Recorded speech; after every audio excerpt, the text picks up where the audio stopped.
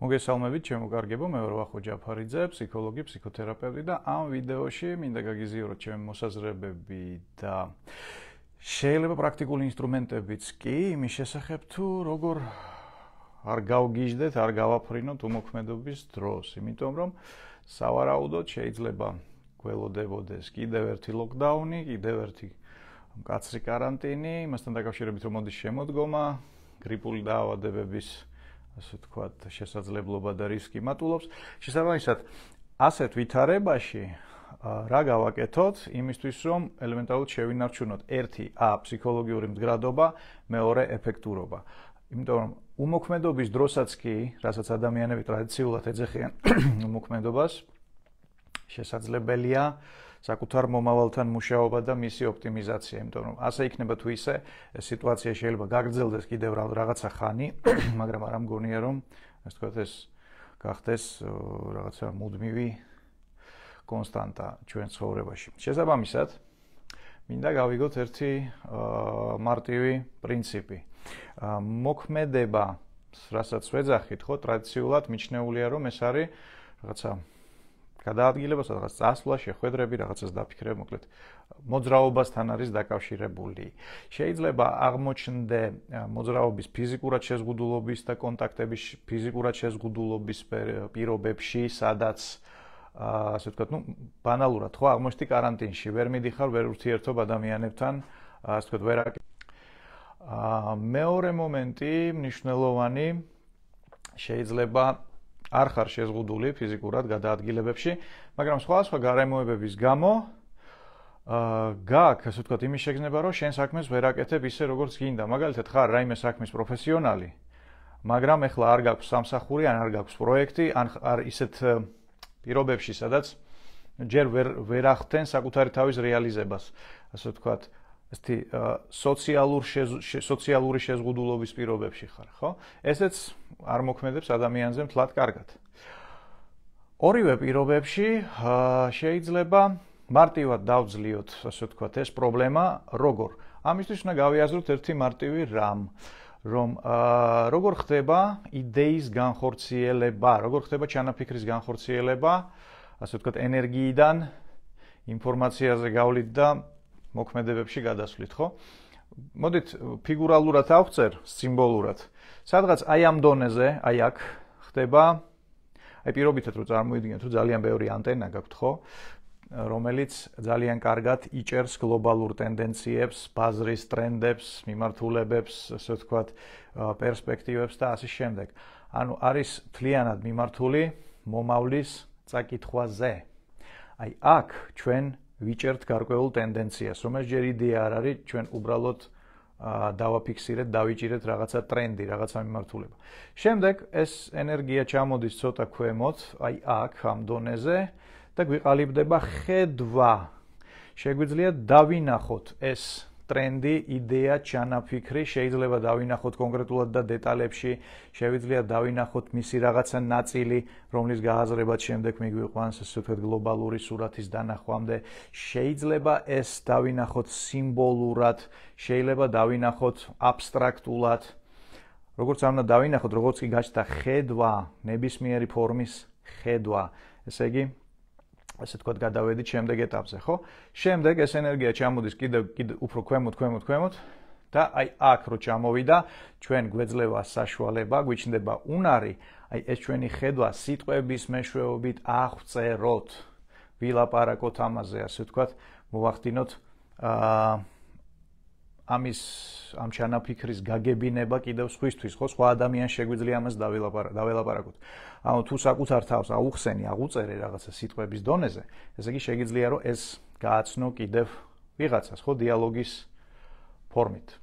შემდეგ ანუ დავიჭერე რაღაცა ტრენდი, მაგ ხედვა, ასე ვთქვათ, გამიჩნდა იმის გაგება თუ როგორ აღწერო ეს, ენერგია ჩამოდის კიდევ ქვემოთ გულში და ფილტვებში. იქ სადაც ხდება რიტმული მოძრაობა და ვიწყებ ამ იდეით, ამ ჩანაფიქრით სუნთქვას და ხდება ენერგიის დატუმბვა. ასე ვთქვათ, ენერგიის მოგროვება იმისთვის, რომ ეს ენერგია შემდგომ ჩავიდეს კიდევ უფრო ქვემოთ მზის წნულში, გადაიქცეს კონკრეტულ მიზნად პროექტად, შემდეგ წავიდეს კიდევ უფრო ქვემოთ, ასე ვთქვათ, ფეხებში და აი ადგა სხეული და წავიდა სამოქმედოდ, ხო? ჩავიდა ფეხებამდე ენერგია, ფეხებში, ხელებში ენერგია მოვიდა, წავედი გასაკეთებლად.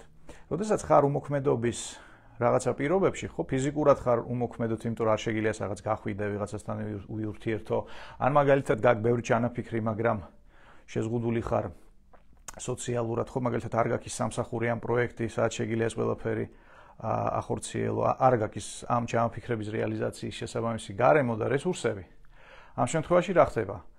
ტრენდი დაიჭირე, იდეა გაჩნდა, სიტყვების მეშვეობით აღწერე, დაიწყო ენერგიამ კონცენტრაცია და დატუმბვა და აი უნდა წავიდეს უკვე ქვემოთ, ასე ვთქვათ, იქ სადაც ამის ფიზიკურად რეალიზაციას ვიწყებთ და აი აქ იქმნება ესეთი ბლოკი.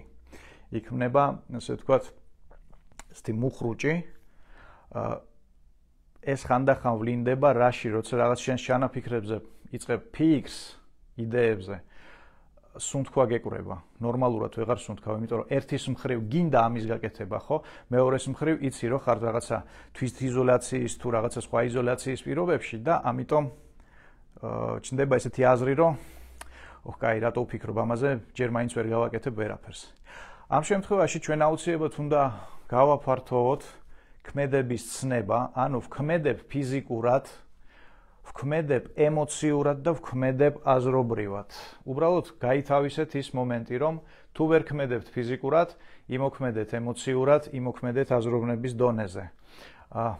მარტივია, ხო, ამის თქმა, აბა მინდა გააკეთე. ამიტომ ჩემი, ასე ვთქვათ, ჩვევა ნებისმიერ ლაივში არის ის, რომ როდესაც რაღაცა პრობლემას ვსვავ, ასევე როგორც წესი, გაძლევთ ხოლმე კონკრეტულ ინსტრუმენტს, როგორ გაუმკლავდეთ ამა თუ იმ პრობლემას, ან შეასრულოთ შესაბამისი ამოცანა. აქაც ყველაფერი ძალიან მარტივია. ესე იგი, ვაკეთებ შემდეგნაირად. ვფიქრობ საკუთარ მიზნებზე, ჩანაფიქრი, აი რისი გაკეთება მინდა, მაგრამ გაჩერებული ვარ და მე მიზეზების ჩამონათვალი რატო ვარ გაჩერებული, ხო? აი მინდა გაკეთება, მაგრამ, ხო, აი მაგრამამდე რაც არის, ხო, ეს მთელი თქვენი მიზნები, ჩანაფიქრები, ღირებულებები, ოცნებები, დაფიქრდით მათზე და დაიწყეთ, ასე ვთქვათ, მათი სუნთქვა. წარმოიდგინეთ, რომ თქვენი სუნთქვა არის ესეთი ჯადოსნური, ძალიან მძლავრი, ამასთან ერთად მარტივი ინსტრუმენტი, რომელიც გაძლევთ საშუალებას, რომ აი თქვენი მიზნების, თქვენი ყველაზე სასურველი მომავლის, ყველაზე ოპტიმალური პერსპექტივის ტალღაზე აეწყოთ, ასე ვთქვათ, ხო? სუნთქვაც ხო რიტმია, ხო სიხშირეა. აი დაიწყეთ ამით სუნთქვა. როდესაც იგრძნობთ, რომ აივსეთ აი ამ ემოციით, შემდეგ წარმოიდგინეთ, თქვენი გულმკერდიდან აი ესე წინ მიდის თქვენი ცხოვრების გზა, რომელიც ფართოვდება და აი ჰორიზონტამდე მიდის, ბოლო არ უჩანს. და შემდეგ ვაკეთებთ რას? ჩავისუნთქეთ ამ მიზნის ემოცია, ენერგია, გამოსუნთქვის დროს გავუშვით მომავალში ეს ენერგია. ჩავისუნთქეთ, გამოვისუნთქეთ და გავუშვით ეს ენერგია მომავალში. აი ანალოგიურად 1-3-5 წუთის განმავლობაში, როდესაც გრძნობთ, რომ გადავსებული ხართ ენერგიით, ხო? და გინდათ რაღაცის კეთება, მაგრამ ვერა, იმის მაგალითად, რომ გაბრაზდეთ, ან გეწყინოთ, ან დეპრესიაში წახვიდეთ, ან შეგეშინდეთ და ამ შემდეგ, გაუშვით ეს ენერგია წინ მომავალში, იმისათვის, რომ, როდესაც მოგეცემათ ფიზიკური ქმედების საშუალება, იქ მომავალში დაგხვდეთ გაცილებით უფრო მიმზიდველი, ენერგეტიკული, ინფორმაციული ვითარება და კონტექსტი.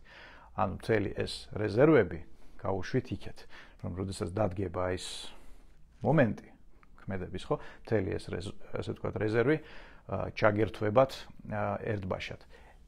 თუ ამას არ ვაკეთებთ, თუ ენერგიის ნამაც არ უშვებთ მომავალში, მაშინ შეიძლება მოხდეს რა, ენერგიის ჩაგუბება და ფსიქოლოგიური აშლილობები, ნევროზამდე შეიძლება მივიდეს ადამიანი.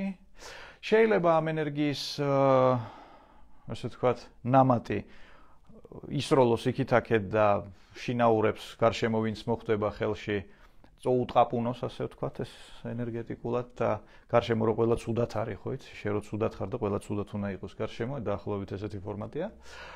ან კიდევ რაღაცა სხვა დეფორმაციები შეიძლება ამან გამოიწვიოს. შესაბამისად, ესე იგი, ხედავთ მიზანს, სუნთქავთ ამ მიზნით, ვიღებთ ამ ენერგიას, ამ მიზნის, ამ ვიბრაციებს და უშვებთ მომავალში.